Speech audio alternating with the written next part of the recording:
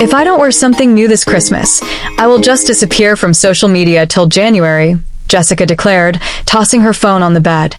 Her voice was sharp, her frustration louder. Bella glanced up from where she was painting her nails. Disappear? No way. Who will notice you're gone? She teased, blowing air on her fingers. Jessica shot her a sharp look. I'm serious, Bella. Everybody will be posting new clothes, gift boxes, and party pictures. Do you know how many people are watching my stories? I can't be mocked. Then do something about it, Aria said, brushing her long, borrowed wig in front of the mirror. Complaining won't make you go viral. The room grew quiet for a moment, but it wasn't peace, it was planning. Each of the three young women had the same thought. Christmas must not pass me by. It was December 10th and everywhere in Lagos was buzzing. The city glowed with colorful lights hanging from street poles. The air smelled of roasted corn, fresh paint, and the faint whiff of fireworks popping from a distance. But inside their tiny apartment, the pressure to shine for Christmas was even hotter. Jessica paced the room, deep in thought. We need strategy, she finally said, her eyes lighting up like she had just discovered a secret. Strategy for what? Aria asked, still brushing her wig. To make this Christmas count, Jessica said, throwing her hands in the air. I'm tired of sitting at home, watching people I know flaunt new shoes, phones, and trips to fancy places. We have brains. We have beauty. We just need sense. Bella sat up, intrigued. I'm listening. Good, Jessica said, clapping her hands together. Here's the plan. We're not just going to sit here scrolling through Instagram and liking people's photos. We will be in the photos too. New clothes, fresh hair, and luxury lifestyle, all without spending our own money. Aria raised a brow. You want us to rob a boutique or what? Rob? No need, Jessica said, grinning like someone who had figured out life. We will use networking. Explain, Jessica the strategist, Bella said, leaning forward. Jessica took a deep breath. Step 1. We position ourselves. We look like we belong where the happening things are happening. Step 2. We attend every big event, party, and end-of-year concert we can find. Step 3. We connect with the correct people who can upgrade our Christmas status. Aria's eyes narrowed. And how do we enter these events? They don't just let people walk in. That's the easy part, Jessica said with a wink. We'll blend in like we were invited. Confidence, girls. Lagos only fears confidence. On December 22nd, the girls prepared for the exclusive Christmas ball at Emerald Heights Hotel. It was an invite-only event where celebrities, business tycoons, and big boys gathered to show off their wealth. None of the girls had an invite, but Jessica was confident they wouldn't need one. She stood in front of the mirror, adjusting her tight green sequin dress, a borrowed masterpiece from her cousin. Her wig was freshly styled, her face was beat to perfection, and her perfume? Strong enough to turn heads from a distance. You look like money, Bella said, eyeing her from head to toe. Because that's the goal, Jessica replied, giving a playful twirl. If you look like money, people will treat you like money. Aria wore a gold bodycon dress, her wig bouncing as she checked her reflection. I look like a bag of jollof rice, she muttered, pulling at the sides.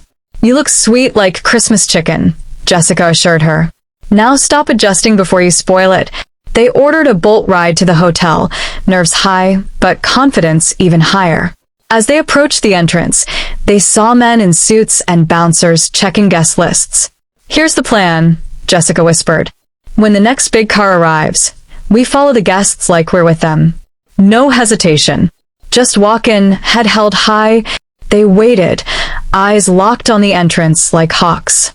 Soon, a sleek black G-Wagon pulled up. Two men stepped out, looking sharp and well-dressed in outfits that probably cost more than their rent for a year. Now, Jessica said, and like shadows they moved. The bouncers greeted the men, glanced briefly at the girls, but said nothing. Confidence. No stuttering. No looking back. Just three queens walking like they owned the world. They were in. Inside the grand hall, it was another world entirely. Crystal chandeliers hung from the ceiling, and a live band played smooth jazz. Waiters floated around with trays of champagne and exotic finger foods. It smelled of wealth, and the girls breathed it in like perfume. "Stay sharp," Jessica whispered, scanning the room. "This is where we hunt." Bella's eyes darted from one end of the room to the other. "Hunt for what exactly?" "For opportunity," Jessica replied, sipping from a glass she picked up from a passing waiter. "It could be a sponsor, a business deal, or even a free trip to Dubai. Just don't miss it." As if on cue, a man in a white kaftan approached. He had the calm confidence of someone used to being respected. He glanced at the girls and smiled. "Good evening, ladies," he said smoothly. "Haven't seen you around before?" "That's because you haven't been looking properly," Jessica shot back with a playful smile. The man laughed, clearly charmed. "Smart girl," he said, his eyes lingering on Jessica. "I'm Chuka, but you can call me C-Money." "Nice to meet you, C-Money," she said, her smile never fading. "I'm Jessica, but you can call me Opportunity." Chuka laughed louder. "I like you already. Let me get you girls some drinks." He waved at a waiter and ordered them all cocktails. "Step 1 complete," Jessica whispered to the girls as they clinked glasses. For the next few days, the girls attended every big party in town. They ate at fancy buffets, drank cocktails they couldn't pronounce, and even sat in VIP sections with Legos, big boys. But something began to shift. On Christmas Eve, after the biggest event of them all, Aria sat on the bed, staring at her phone. Her younger sister had sent her a message. "Big sis, Merry Christmas in advance. Mama says you should not forget us this year." Her chest tightened. She looked around the room. Yes, she had eaten good food. Yes, she had worn nice clothes. But she had nothing to show for it. No money. No gifts. No lasting joy. "All this runs, and what do we have to show for it?" Aria muttered. Bella looked up from her phone. "I was just thinking the same thing. We chase status all month, but look at us. No savings, no peace of mind." Jessica, who was sitting by the window, didn't respond. Her fingers drummed on the windowsill as she stared out at the city lights.